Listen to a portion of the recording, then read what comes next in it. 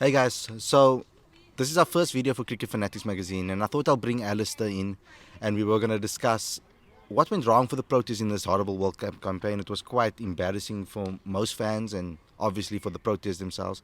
But 5 losses and only 3 wins. I mean, it was quite a disappointing tournament.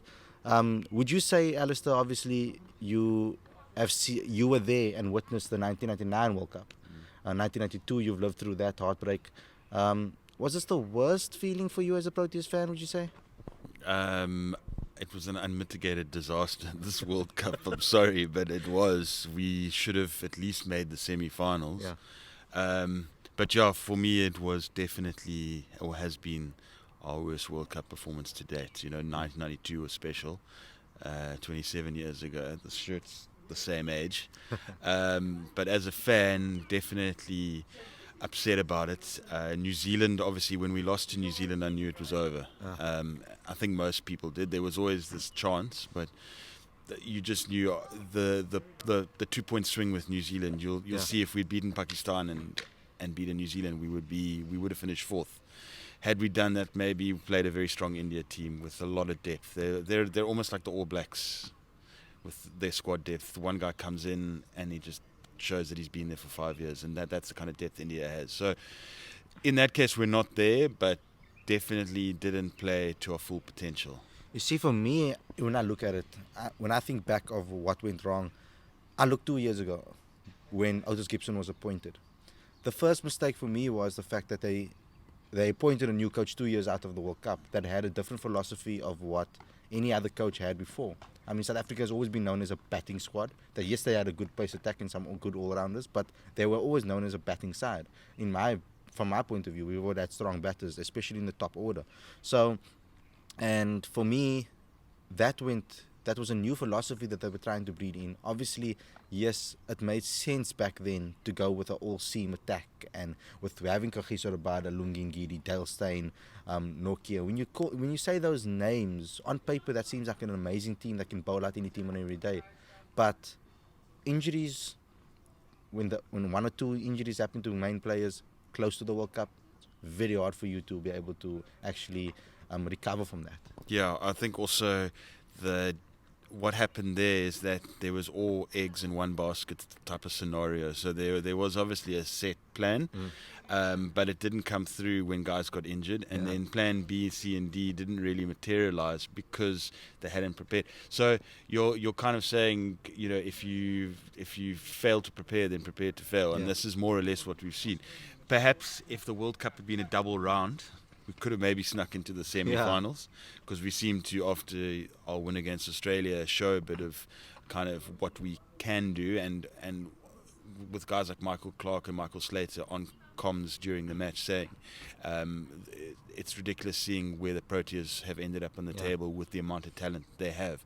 So there's not a case of, oh, let's just change everything and we're not good enough, or like huge massive ones need to be just changed, and everything needs to be done. But it's more a case of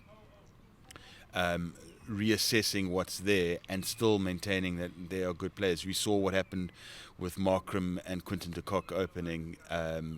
I've said quite a lot that they should have been the opening pair even a year ago, and having Amla in at 3, those kind of things. So there, it strikes back to the whole kind of what plans did they have and what contingency plans did they have once things went wrong. So that's actually next. I want to talk about the succession plan and what South Africa should do going forward. Because I recently wrote a column. You wrote a column that we shouldn't panic. I wrote a column about our Vision 2023, and that's where I think we should be heading. It's 4 years from the next World Cup, obviously, and we need to plan now. The planning starts now, and a lot of people are like, "But no, you can't have a whole team of youngsters playing in the next World Cup." My thing is that you need a blend of yes, you need a blend of experience and youngsters, but you need a blend of players in form that are experienced. The problem with the Proteas this year is that they picked a lot of experienced players who weren't on form. I mean, yes, JP Dumini is one of them, and Hashim Amla is one of them that struggled for form leading up to the World Cup. JP was struggling to recover from multiple injuries that he's had. He hasn't had a lot of playing time domestically, so he was struggling for form. Amla was struggling for form, and we still picked them based on their reputations. for the next World Cup, I feel that right now we play India and we play England. Those are two massive series that can give the players experience of two different styles and ideologies of cricket. You got England who have the majority they rely on the all-rounders, and they have a very deep batting lineup. They out-bat any single team. It's kind of the opposite to South Africa, and how South Africa was, where we bowl everybody out. Then you have India, who has a very well-balanced team with experience and youth. Their succession plan is in place because of the caliber of players that are in key positions. I mean, as soon as Kohli leaves, you've got a up-and-coming captain like Shaw coming into the system that can replace Kohli from a mental point of view and from a stylistic point of view. I mean, maybe he's a little bit closer to a Sachin Tendulkar style player. Then you've got those explosive players like Rishabh Pant coming through the system that are young and exuberant. But you also have the guys, old timers like Dhoni, that are in the team. So their succession plan is brilliant, and also it helps with that millions of people play the sport in the country. I mean, so that also helps. So I think also just you make a good point there with the youth is that you saw with what happened with when Sri Lanka came into it when they beat us in the Test series. Played a very, very young team. They felt we'll lose to South Africa anyway. Let's just throw caution to the wind, blood as many youngsters as we can, because those guys you're going to see in 4 years' time, Sri Lanka will be a force. Yeah. At ODIs, I mean, they weren't that great at this past World Cup, but you can see that they're in a rebuilding phase. But with South Africa, you never really had the sense that they had a World Cup squad that picked itself. So there was never like guys that there was. You always got a sense of this World Cup that they never knew what their best starting 11 was, and there was a lot of like changing, and then injuries happened. Morris came in. What was he, an all-rounder? But actually, then he was used as an opening bowler. He performed exceedingly well.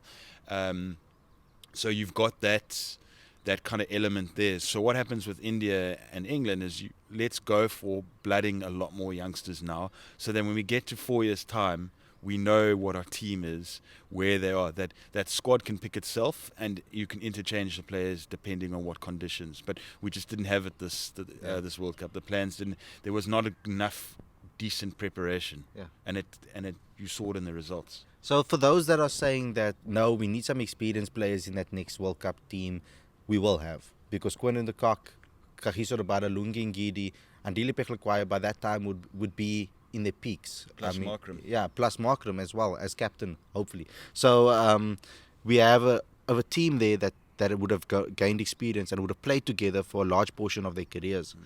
Then if you throw a few youngsters in the mix with that, you've got a perfect blend. Now, South Africa's system at the moment, people are complaining because he's under 19, he's getting thrashed by Pakistan 6-0. They lost. There's six defeats already in a 7-match series. So there's talk about that. That's an issue for South Africa, and that's why we're doing poorly. To me, we went to India as well, and we got completely destroyed over there in the Test series, and we only had one or two players that stood out. For me, that's fine. I think if we take a few players that are performing really well domestically, we've got guys like Bjorn Fortuin, we've got guys like Calvin Rayner, Ryan Rickleton, we've got guys like Njanaman Malan. There's loads of guys out there that are performing on a domestic level that are at a good age, that are 21, 22, 23, 24.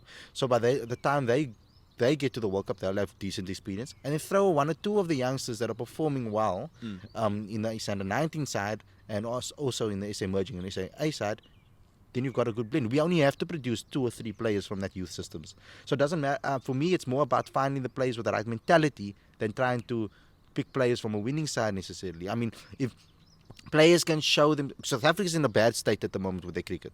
So for me, I want to see players get picked that have the right mentality, that are put in difficult situations and still perform. Jonathan Bird is a good example for the SA Under-19 team. I mean, the SA Under-19 is getting thrashed. He scored he scored a 70 and 200s in a row. I mean, that's amazing. I mean, he scored 100. They scored 160 odd, and he scored a ton. I mean, it's unbelievable that we have those type of players that have those type of mindsets, and those are the type of players that we have to look for. I name another guy like Bonga Makaka from Western Province.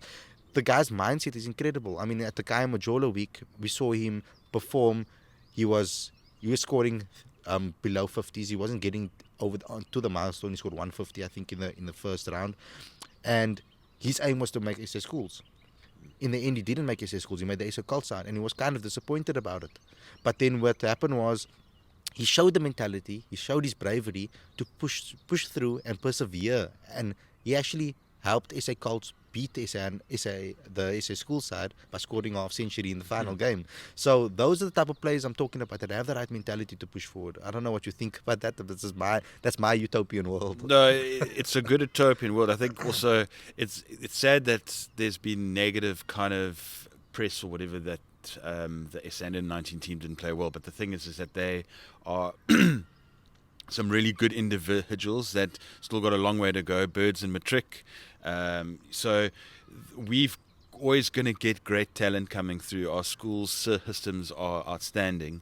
It just depends on harnessing, and if those guys have the will to actually go out there and forge a career in this game that we love so much. Yeah. So what's next, would you say? The first step. I just want to leave you guys with maybe a view of one step that the Proteas could do. If you guys can think of something, put it in the comment section below. Smash that like button and also share this video everywhere, because we are trying to build a good platform for fanatics and fans to be able to share their views. So I just wanted to say, like, one of the most important parts about it is the coach. Who's next? I mean, with Otis Gibson, there is talk about maybe Otis Gibson staying on a little longer. But do you think there needs to be a change? I mean, do CSA stick to the contract that they gave Otis, which was 2 years, win a World Cup, or you leave? What is next for the Proteas with regard to the coaching staff? Well, his contract ends in September, and they'll be in India. So it's likely that if they do make the change, they're going to make the change quite soon.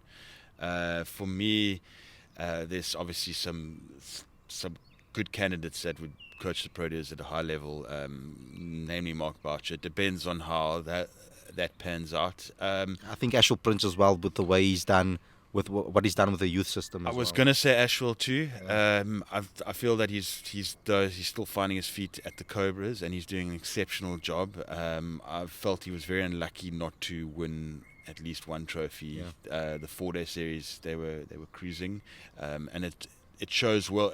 It bodes well for them for this coming season.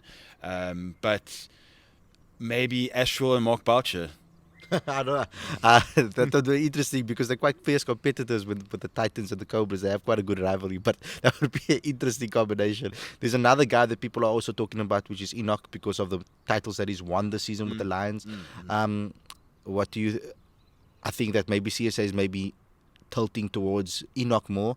But I think those are the three main competitors locally that we can talk about. We will bring out some columns this week and some comment pieces about maybe some.